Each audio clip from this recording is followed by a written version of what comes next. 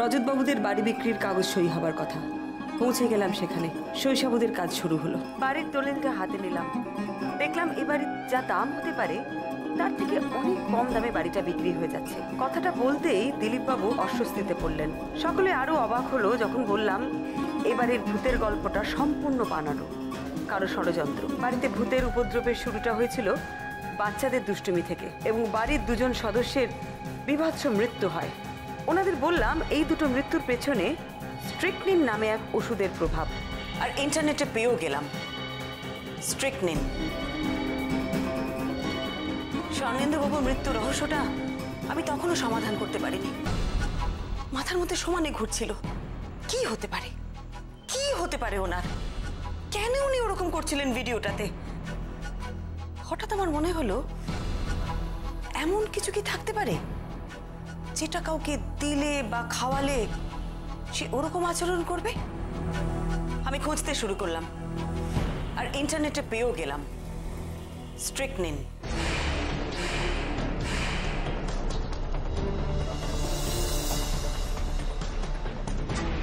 Strychnine? হ্যাঁ, strychnine. এটা কাউকে খাওয়ালে তার মধ্যে এই সমস্ত লক্ষণ দেখা দেয়। প্রথমে একটা খিঁচুনি ধরে শরীরের মধ্যে, একটা স্প্যাজম মতন হয়, সেটা শুরু হয় ঘাড় বা মাথা থেকে। তারপর আপনারা লক্ষ্য করেছিলেন আপনার বাবা বা দাদার মৃত্যুর সময় ওনাদের শরীরটা কিরকম ধনুকের মতন বেঁকে গিয়েছিল? হ্যাঁ, রাইট। সেটা স্ট্রিকনিনের জন্যই। তারপর শুরু হয় শ্বাসকষ্ট, সাংঘাতিক শ্বাসকষ্ট। আর সেটা সহ্য করতে না পেরে এক সময় তার মৃত্যু ঘটে। কি বলছেন আপনি? তার মানে আমার বাবা দাদা এরা সব এইভাবে? না না, এ কি করে হয়? তাছাড়া কেই বা মারবে, কেন মারবে? কারণ তো নিশ্চয়ই একটা আছে, আর কারণটা খুবই পরিষ্কার, একেবারে বলতে পারেন জলের মতন পরিষ্কার। আর সেই কারণটা বোধহয় ভালোই বলতে পারবেন দিলীপ বাবু।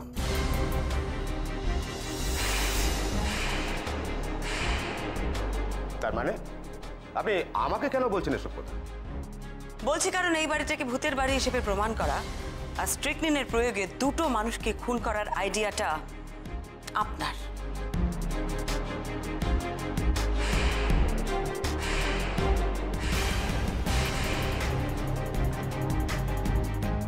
মিসেস মিত্র, আপনি কিন্তু এরকম উল্টো পাল্টা অ্যালিগেশন আনতে পারেন না। আপনি নিজে আমাকে রিকোয়েস্ট করেছিলেন ওদের হেল্প করতে। আমি বাড়িটা কিনছি ওদের শুধু ভালোর কথা ভেবে। এই জমিটা নিয়ে আমার কি লাভ? ওটা তো ফেলে রাখতে হবে। এই জমিতে কিছু করলে আমি কিন্তু কোনো খদ্দের পাবো না। আর আপনি এখন আমাকে বাবা, আপনি তো বেশ উদার দেখছি দিলীপ বাবু। খদ্দের পাবেন না, লসে রান করবেন, সবটা জেনেও শুধুমাত্র এই পরিবারের কথা ভেবে আপনি এই গোটা বাড়িটা কিনে নিতে চাইলেন, তাও আবার এতগুলো টাকা দিয়ে। আচ্ছা দিলীপ বাবু, আপনার মতন একজন এত স্মার্ট বিজনেসম্যানের জন্য এটা একটু অদ্ভুত না? এতটুকু অদ্ভুত নয়। আমি অবশ্য আমার নিজের দিকটাও দেখেছি। এই বাড়ি এবং এই জমির যা দাম তার থেকে অনেকটা কমেই কিনছি। একদম ঠিক কথা বলেছেন। এটা করার জন্যই তো আপনি এত বড় একটা প্ল্যান করেছিলেন। এতে কি হলো বলুন তো? এক ঢিলে দুই পাখি মরল। এবারের লোকজন ভূতের ভয় এ বাড়িতে আর থাকতে চাইছে না, তারা এ বাড়ি ছেড়ে চলে যেতে চাইছে। আর ভূতের বাড়ি বলে কেউ এই বাড়িটা কিনতেও চাইছে না। সুতরাং বাড়ির দামটা স্বাভাবিকভাবেই কমে যাচ্ছে। রজতবাবু, আমার মনে হয় এইভাবে বসে বসে থেকে অপমানিত হওয়ার কোনো দরকার নেই। আমি যাচ্ছি। আর আপনাদের যে বাড়িটা বিক্রি করার ইচ্ছে নেই সে কথা আমাকে আগে বলতে পারতেন। আমি শুধু মিছিমিছি এতখানি সময় নষ্ট করলাম। মিস্টার দিলীপ সিমানি, এত তাড়া কিসের আপনার? এই নাটকটা যখন আপনি শুরু করেছেন তখন নাটকের শেষটা আপনাকে ছাড়া কি করে হবে বলুন? কি যা তা বকছেন? আমার সময় নেই আপনার কোনো প্রলাপ শোনা। কিন্তু আপনাকে তো আমার সব কথা শুনতেই হবে দিলীপ বাবু। এক মিনিট মিসেস মিত্র, আপনি কি করে দিলীপ বাবুকে এইভাবে? না না, মানে আপনার কাছে কি কোনো প্রমাণ আছে? প্রমাণ আছে বলেই তো বলছি। আমার কোনো ইচ্ছে নেই আপনার প্রমাণ শোনার। কিন্তু দিলীপ বাবু, আপনাকে যে শুনে যেতেই হবে। তাছাড়া আপনি এখন এখান থেকে বেরিয়ে যেতেও পারবেন না, বাইরে পুলিশ অপেক্ষা করছে আপনার জন্য। তার মানে কি হচ্ছে কি সব? পুলিশ কি কি প্রমাণ আছে আপনার কাছে?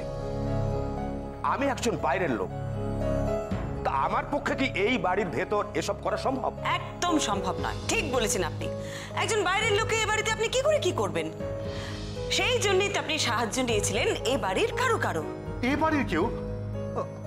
এই বাড়ির কেউ কেন এসবের মধ্যে জড়াবে? আমি তো কিছুই বুঝতে পারছি না। বোঝার মতো উনি কোনো কথা বলছেন না, মন গড়া গল্প গল্প গল্প শোনাচ্ছেন সবাইকে। বেশ, তাহলে একটু বুঝিয়েই বলি। আচ্ছা দিলীপ বাবু, আপনি শেষ কবে এই বাড়িতে এসেছিলেন? কবে?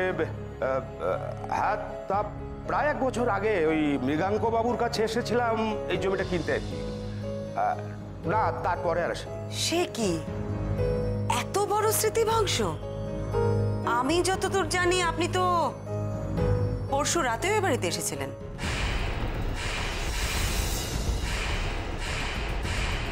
এবার কিন্তু আপনি বাড়াবাড়ি করছেন মিসেস মিত্র। না, উনি পরশু রাত্রে আসেননি এ বাড়িতে। আর প্লিজ আপনি আপনি আপনার বাজে কথা আপনার কাছেই রাখুন। হ্যাঁ, বাজে কথা আমি বলছি না বিতনু বাবু। পরশু রাতে উনি এ বাড়িতে এসেছিলেন। এই বাড়িতে যিনি ওনাকে সাহায্য করেন তার সাথে উনি দেখা করেছেন, তাকে টাকা দিয়েছেন, তার সাথে কথা বলেছেন, তারপর চলে গেছেন। মন গড়া কথা বলছেন আপনি। মন গড়া কথা বলছি? আপনার তাই মনে হচ্ছে? তোমার কি মনে হয় আমি কি মন গড়া কথা বলছি স্নিগ্ধা?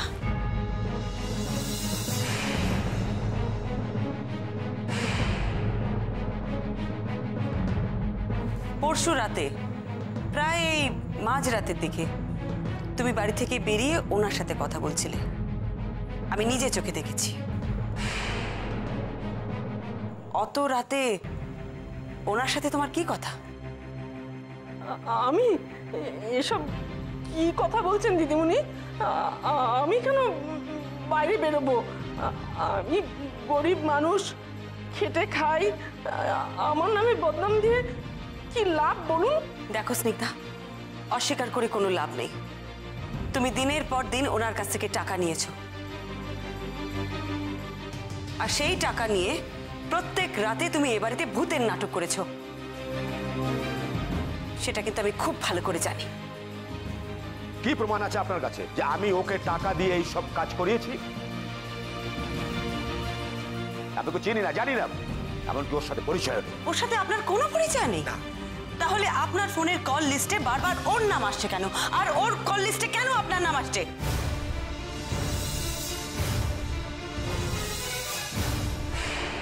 আমার ধারণা ডিলটা ফাইনাল হয়ে যাওয়ার পর আপনি সে রাতে এসেছিলেন স্নিগ্ধাকে ওর টাকা পয়সা বুঝিয়ে দিতে। তবে দুঃখের বিষয় কি বলুন তো, আপনাদের কারোরই জানা ছিল না যে ওই দিন ওই সময় আমরা ওখানে উপস্থিত থাকব।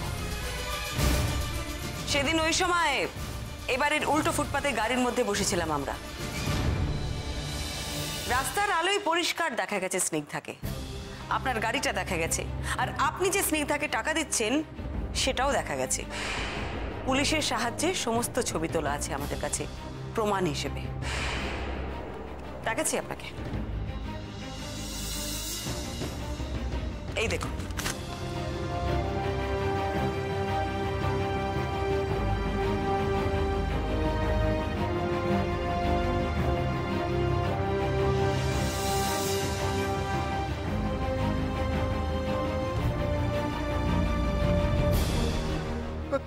কিন্তু কিন্তু এসবের মানেটা কি?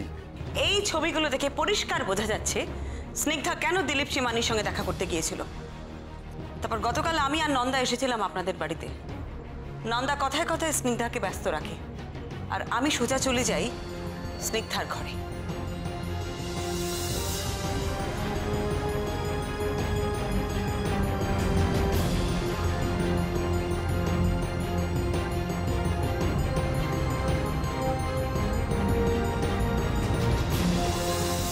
তারপর আমি এটা পাই স্নিগ্ধার ঘর থেকে।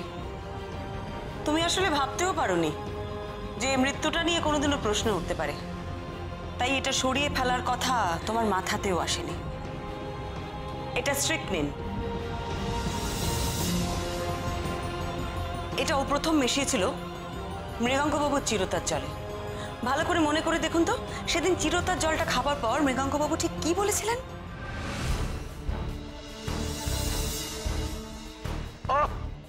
বৌমা, স্নিগ্ধাকে বলো তো, এ চিরতার জল মানে এত তেতো, এই যে খেলাম না মা, ওহ মনে হলো যেন আমার মুখটা বিষ তেতো হয়ে গেছে। বাপরে বাপ!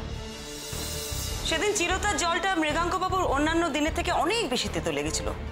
তার কারণ হলো স্নিগ্ধা স্ট্রিকনিনটা ওনার চিরতার জলে মিশিয়েছিল তাই। বাকিটা কি তুমি বলবে না আমি বলবো স্নিগ্ধা? দেখো, তোমার ট্রাঙ্কের মধ্যে কিন্তু এখনো টাকার বান্ডিলগুলো আছে, আর পুলিশ কিন্তু গিয়ে সেগুলো বের করবে। আমি কিছু জানি না দিদিমণি, সত্যি আমি কিছু জানি না।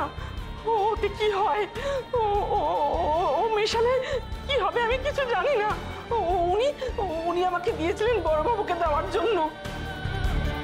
বড়বাবু যেইভাবে মরে যাবে আমি বুঝতে পারিনি দিদিমণি, আমি কিছুতেই বুঝতে পারিনি।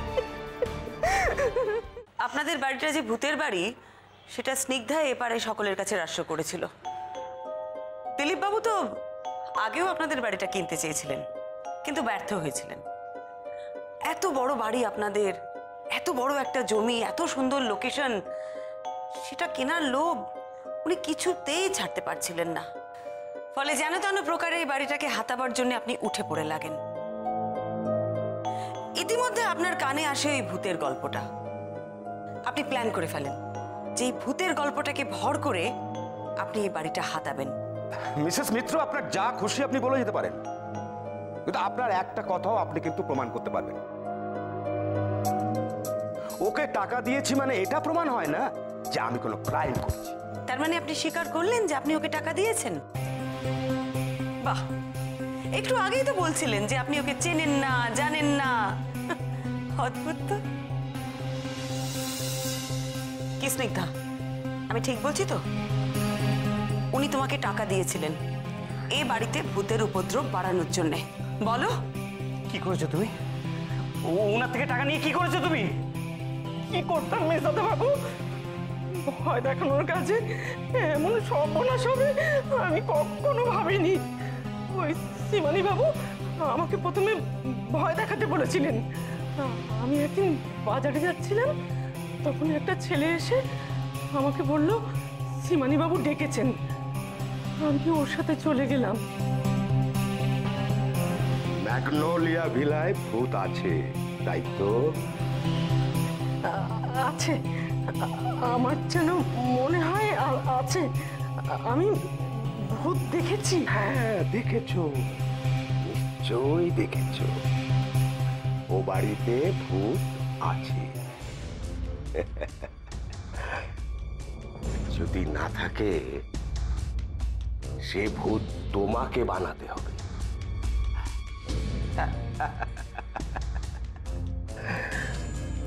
বুঝতে পারলে না তো? হ্যাঁ, তোমাকে ভূত সেজে ও বাড়ির সবাইকে ভয় দেখাতে হবে, নিয়মিত, রোজ।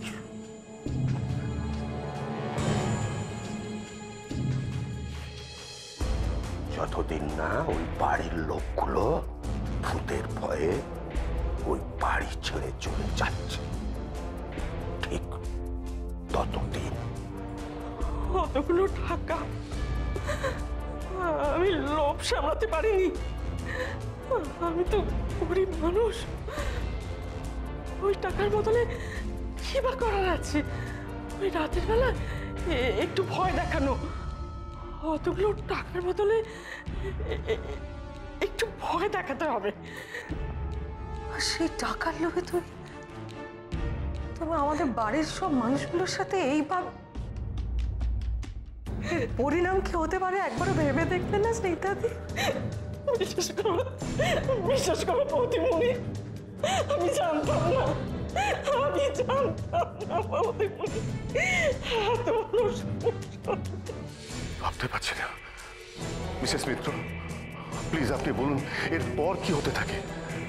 স্নিগ্ধা যেহেতু টাকার লোকটা ছাড়তে পারে না, সে তাই আপনাদের বাড়িতে একটার পর একটা ভূতের উপদ্রবের নাটক করতে থাকে। যেরকম আপনারা অনেক সময় দেখেছেন যে ঘরের পাখাটা হঠাৎ দুলে উঠেছে, বা পুজো হয়ে যাওয়ার পরেও মানে প্রদীপ নিভিয়ে দেওয়া সত্ত্বেও সিংহাসনে হঠাৎ করে আগুন ধরে গেছে। এরকম সব নানান রকম ঘটনা ঘটতে থাকে। এরকম নানান রকম ঘটনা ঘটাচ্ছিল স্নিগ্ধা। আপনিও তো অনেক সময় রাত্রে বাথরুমে উঠে দেখেছেন যে আপনাদের করিডোর দিয়ে কেউ হেঁটে যাচ্ছে, দেখেননি? হ্যাঁ হ্যাঁ তো এই সব কিছু করা হচ্ছিল একটা উদ্দেশ্য নিয়ে, যাতে আপনারা সবাই ভয় পেয়ে যান।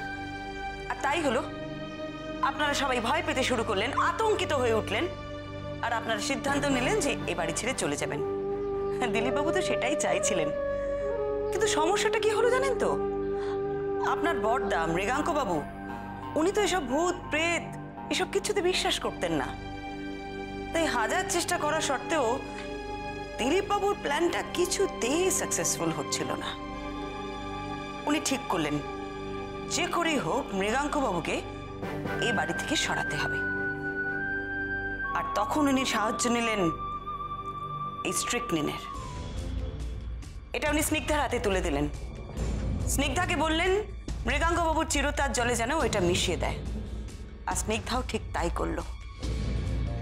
স্ট্রিকনিনের প্রয়োগে মৃগাঙ্ক বাবু আপনাদের সকলকে ছেড়ে চলে গেলেন।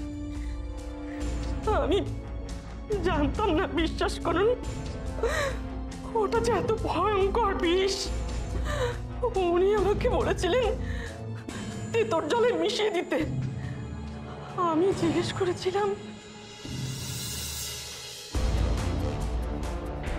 কিসের শিশি এটা, এটাতে খারাপ কিছু হবে না তো? কিচ্ছু খারাপ হবে না, শুধু দেখবে এটা ওনার চিরতার রসে মিশিয়ে দেওয়ার পর ওদের বাড়ির সবাই এক বাক্যে ভূতের অস্তিত্বে বিশ্বাস করবে।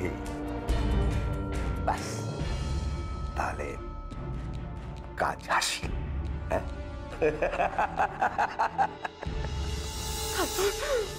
ওই ওষুধটা বড়বাবুকে দিয়েছিলাম আর বড়বাবু ধর পড়ে মরে গেল। আমি সেদিন খুব ভয় পেয়ে গেছিলাম। তুই স্নিগ্ধা, তুই ওকে বিষ দিলি কি করে, পারলি কি করে? আমি জানতাম না গো বড়মা, আমার তো পাপ পুণ্যের ভয় আছে বলো। আমি ওকে বলেছিলাম গো, এ কি ওষুধ দিলে গো, বড়বাবু যে মরেই গেল। শুনে এই দিলীপবাবু কি বললেন? বাবরে দিল, তারপর বললো মুখে একদম কুলু পেটে থাকবে, কেউ যেন কিচ্ছু টের না পায়। টের পেলে আমাকে ফাঁসিয়ে দেবে, পুলিশ আসবে, আমাকে জেলে নিয়ে যাবে। বাহ, আর তাই তুমি চুপ করে থাকলে? আমরা যখন দ্বিতীয়বার আপনাদের বাড়িতে আসি তখন ভূত তার একটা ছোট্ট কারসাজি আমাদের সামনেও দেখিয়েছিল। দিদিভাই টিভি চলার কথা বলছে। হ্যাঁ, হঠাৎ দেখলাম আপনাদের টিভিটা চলতে শুরু করলো। আমি যখন স্নিগ্ধার ঘরে ওর জিনিসপত্র সার্চ করছি, ওর ট্রাঙ্কের মধ্যে ওই টিভির রিমোটের আরেকটা ডুপ্লিকেট রিমোট আমি দেখতে পাই।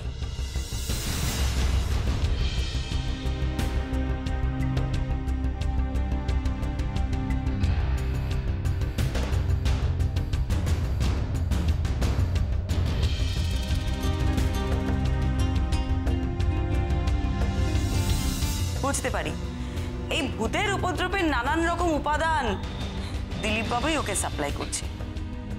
যাই হোক, যে কথা বলছিলাম, মৃগাঙ্ক বাবুকে পৃথিবী থেকে সরানোর পরেও কিন্তু দিলীপবাবুর কার্যসিদ্ধি হচ্ছিল না।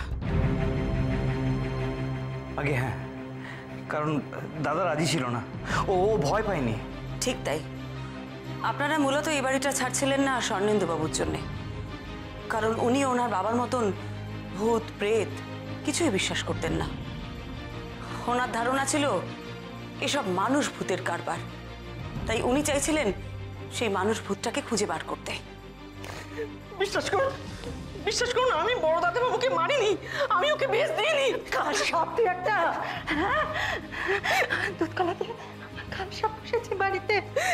এত বছর ধরে আমাদের এ বাড়িতে থেকে আমাদের বাড়ির কে এটা কিনা নিজে আমার আমার স্বামীকে, আমার ছেলেকে